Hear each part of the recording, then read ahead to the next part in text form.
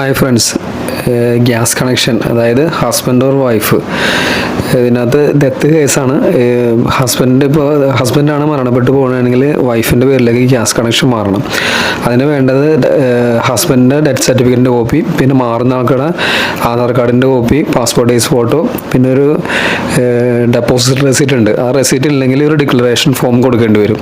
നേരെ മറിച്ച് വൈഫാണ് മരണപ്പെട്ട് പോകണമെന്നുണ്ടെങ്കിൽ വൈഫിൻ്റെ ഡെത്ത് സർട്ടിഫിക്കറ്റിൻ്റെ കോപ്പി, പിന്നെ ബാക്കി ഞാനിപ്പോൾ പറഞ്ഞ ഡീറ്റെയിൽസ് എല്ലാം കൊടുക്കേണ്ടി വരും.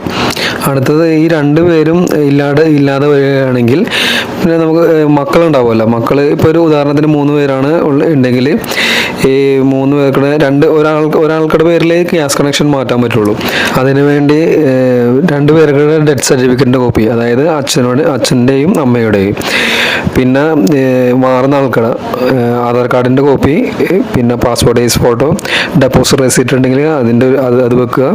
പിന്നെ അതില്ലെന്നുണ്ടെങ്കിൽ ഡെപ്പോസിറ്റ് റെസീറ്റ് ഇല്ലെന്നുണ്ടെങ്കിൽ നമ്മുടെ ഒരു ഡിക്ലറേഷൻ ഫോം ഉണ്ട്. അടുത്തത് ഇതിൻ്റെ കൂടെ വെക്കേണ്ട റിലേഷൻ സർട്ടിഫിക്കറ്റ് അല്ലെങ്കിൽ ലീഗൽ ഹെയർ സർട്ടിഫിക്കറ്റ്.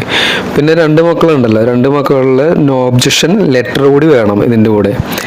പിന്നെ ഇതിൻ്റെ കൂടെ നമ്മൾ 568 രൂപ, അതായത് നമുക്കിതിൻ്റെ ബാങ്കിൽ സബ്സിഡി ആയിട്ട് വന്നിട്ടുണ്ട്. അത് മിക്കവരുടെ അക്കൗണ്ടിലും ഇതിനകത്ത് വന്നിട്ടുണ്ട്. അപ്പോൾ നമ്മൾ ഇങ്ങനെ ചേഞ്ച് ചെയ്യുന്ന സമയത്ത് ഈ 568 രൂപ കൊടുക്കേണ്ടി വരും. പിന്നെ ഇതിൻ്റെ കൂടെ 118 രൂപ കൂടി കൊടുക്കേണ്ടി വരും. അത് ഡോക്യുമെൻറ്റേഷൻ ചാർജാണ്. ഇത്ര അയക്കാനാൽ എല്ലാം ക്ലിയറായി.